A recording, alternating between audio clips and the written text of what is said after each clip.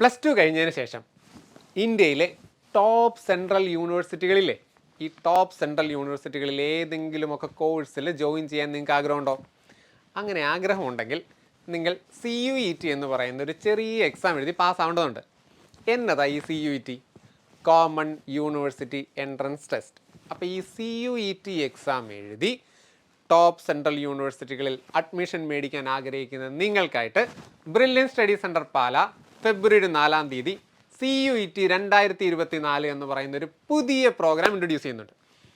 ഇതിൻ്റെ registration procedure January 1-ാം തീയതി ആരംഭിക്കും. ഇതിൽ പ്ലസ് ടുവിന് ഇപ്പോൾ പഠിച്ചുകൊണ്ടിരിക്കുന്നവർക്കും പ്ലസ് ടു കഴിഞ്ഞവർക്കും ജോയിൻ ചെയ്യാവുന്നതാണ്. അപ്പോൾ ഈ വീഡിയോയിൽ നമ്മൾ പറയാൻ ഉദ്ദേശിക്കുന്നത് CUET എന്ന് പറയുന്ന എക്സാം എന്നതാണെന്നും മാത്രമല്ല നമ്മുടെ പ്രോഗ്രാമിൻ്റെ സ്ട്രക്ചറിങ് എങ്ങനെയാണെന്നുമാണ് നമ്മൾ പറയാൻ ഉദ്ദേശിക്കുന്നത്. അപ്പം ഞാൻ ആദ്യം CUET എന്ന് പറയുന്ന എക്സാമിനെ കുറിച്ച് പറയാം. ഓക്കെ, CUET എന്ന് പറയുന്ന എക്സാമിന് 3 സെക്ഷനുകളാണുള്ളത്. അതിൽ സെക്ഷൻ 1-ൽ ലാംഗ്വേജ് പേപ്പറുകളും സെക്ഷൻ 2-ൽ ഡൊമൈൻ സബ്ജക്റ്റുകളും സെക്ഷൻ 3 എന്ന് പറയുന്നത് ജനറൽ പേപ്പറുമാണ്. അപ്പോൾ നമ്മുടെ ഹൈലൈറ്റ് എന്ന് പറയുന്നത് സെക്ഷൻ 2 നമ്മുടെ ഡൊമൈൻ പേപ്പറുകളാണ്. ഇപ്പോൾ ഡൊമൈൻ പേപ്പറുകളിൽ ഫിസിക്സ്, കെമിസ്ട്രി, ബയോളജി, മാത്തമാറ്റിക്സ് എന്നീ സബ്ജക്റ്റുകളുടെ NCERT ബേസ്ഡ് ആയിട്ടുള്ള CUET എക്സാമിൻ്റെ സ്റ്റൈലിലുള്ള ക്ലാസ്സുകളും അതിൻ്റെ എക്സാമുകളുമാണ് നമ്മൾ ഷെഡ്യൂൾ ചെയ്ത് വെച്ചിരിക്കുന്നത്. അപ്പോൾ നിങ്ങൾക്കറിയാമല്ലോ, സെക്കൻഡ് ഇയർ NCERT ടോപ്പിക്കുകളാണ് ഇതിൻ്റെ സിലബസ്. അപ്പോൾ നമ്മൾ ഈ സെക്കൻഡ് ഇയർ NCERT ടോപ്പിക്കുകളെ 8 യൂണിറ്റുകളായിട്ട് ഡിവൈഡ് ചെയ്തിട്ടുണ്ട്. ഫെബ്രുവരി 4-ാം തീയതി മുതൽ മാർച്ച് 30-ാം തീയതി വരെ ഓരോ ആഴ്ചയും ഓരോ യൂണിറ്റ് കംപ്ലീറ്റ് ആയി ഈ യൂണിറ്റുകളുടെ എക്സാമുകൾ നടത്തി പോകുന്ന സ്റ്റൈലിലാണ് നമ്മൾ ഈ പ്രോഗ്രാം ഡിസൈൻ ചെയ്ത് വെച്ചിരിക്കുന്നത്. ഓക്കെ, അപ്പം ഞാൻ ഇടയ്ക്കൊന്ന് പറഞ്ഞു 8 യൂണിറ്റുകളായിട്ട് ഡിവൈഡ് ചെയ്തിട്ടില്ലേ. നമുക്ക് ഈ ടോപ്പിക്കുകളെ 8 യൂണിറ്റായിട്ട് ഡിവൈഡ് ചെയ്തിരിക്കുന്നത് എങ്ങനെയാണെന്ന് നോക്കിയാലോ.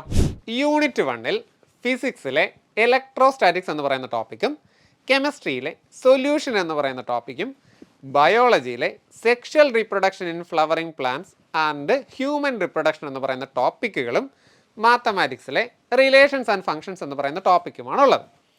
അതേസമയം യൂണിറ്റ് 2-ൽ ഫിസിക്സിലെ കറണ്ട് ഇലക്ട്രിസിറ്റി എന്ന് പറയുന്ന ടോപ്പിക്കും കെമിസ്ട്രിയിലെ ഇലക്ട്രോ കെമിസ്ട്രി എന്ന് പറയുന്ന ടോപ്പിക്കും ബയോളജിയിലെ റീപ്രൊഡക്റ്റീവ് ഹെൽത്ത് ആൻഡ് ബയോടെക്നോളജി 1 എന്നീ ടോപ്പിക്കുകളും മാത്തമാറ്റിക്സിലെ ഇൻവേഴ്സ് ട്രിഗ്നോമെട്രി ഫങ്ഷൻസ് എന്ന ടോപ്പിക്കുമാണുള്ളത്.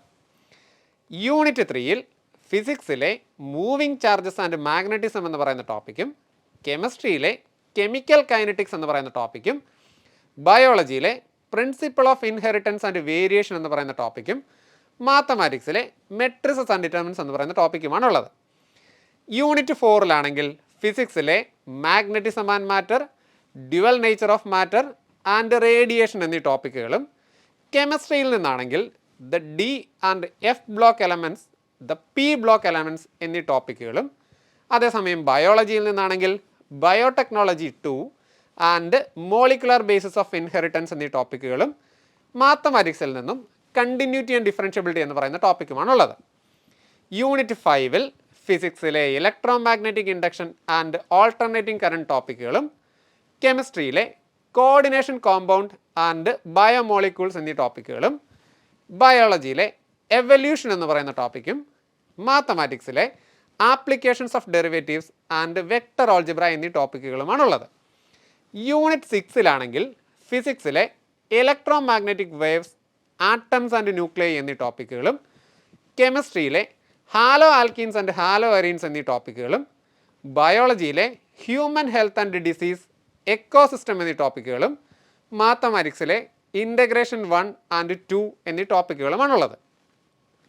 യൂണിറ്റ് 7-ലാണെങ്കിൽ ഫിസിക്സിലെ ray optics and optical instruments എന്നീ ടോപ്പിക്കുകളും കെമിസ്ട്രിയിലെ ആൽക്കഹോൾസ്, ഫീനോൾസ് ആൻഡ് ഈതേഴ്സ് എന്നീ ടോപ്പിക്കുകളും microbes in human welfare, organisms and populations എന്നീ ടോപ്പിക്കുകളും മാത്തമാറ്റിക്സിലെ ഡിഫറൻഷ്യൽ ഇക്വേഷൻസ്, ലീനിയർ പ്രോഗ്രാമിംഗ് എന്നീ ടോപ്പിക്കുകളുമാണുള്ളത്. അവസാന യൂണിറ്റായ യൂണിറ്റ് 8-ൽ ഫിസിക്സിലെ wave optics, semiconductor, electronics എന്നീ ടോപ്പിക്കുകളും കെമിസ്ട്രിയിലെ aldehydes, ketones and carboxylic acid, nitrogen compounds എന്നീ ടോപ്പിക്കുകളും ബയോളജിയിലെ ബയോഡൈവേഴ്സിറ്റി ആൻഡ് കൺസർവേഷൻ എന്ന ടോപ്പിക്കുകളും മാത്തമാറ്റിക്സിലെ 3 ഡയമെൻഷണൽ ജോമെട്രി, പ്രോബബിലിറ്റി എന്നീ ടോപ്പിക്കുകളുമാണുള്ളത്. അപ്പോൾ ഇങ്ങനെയാണ് നമ്മൾ സെക്ഷൻ 2-ലെ 8 യൂണിറ്റുകൾ ഡിവൈഡ് ചെയ്ത് വെച്ചിരിക്കുന്നത്. അപ്പോൾ ഫെബ്രുവരി 4-ാം തീയതി തൊട്ട് മാർച്ച് 30-ാം തീയതി വരെ ആകുമ്പം ഈ 8 യൂണിറ്റുകളും കംപ്ലീറ്റ് ആവും. മാർച്ച് 30-ാം തീയതിക്ക് ശേഷം മോഡൽ എക്സാമുകൾ ഉണ്ടായിരിക്കും. അതിൻ്റെ ഷെഡ്യൂളുകൾ നിങ്ങൾക്ക് അറിയിക്കുന്നതാണ്. ഓക്കെ, അപ്പോൾ നിങ്ങൾക്ക് അടുത്ത ഡൗട്ട് എന്താ? സർ, സെക്ഷൻ 1, സെക്ഷൻ 3 ശരിയല്ലേ?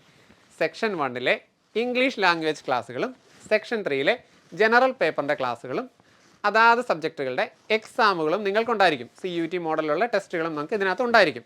ഓക്കെ, മാത്രമല്ല ഈ കോഴ്സിൽ ജോയിൻ ചെയ്യുന്നവർക്ക് മോക്ക് ടെസ്റ്റുകളും റെഫറൻസ് ക്ലാസ്സുകളും അടങ്ങിയ ബ്രില്യൻറ്റ് ലേണിംഗ് ആപ്പ് സൗജന്യമായിട്ട് ലഭിക്കുന്നതാണ്. അപ്പം നിങ്ങൾക്ക് ഏതെങ്കിലും ഒരു ക്ലാസ്സൊക്കെ ഒന്ന് റെഫർ ചെയ്ത് നോക്കണം എന്ന് പറഞ്ഞാൽ അഡീഷണൽ റെഫറൻസിന് വേണ്ടി നമ്മുടെ ആപ്പും കയ്യിലുണ്ടായിരിക്കും.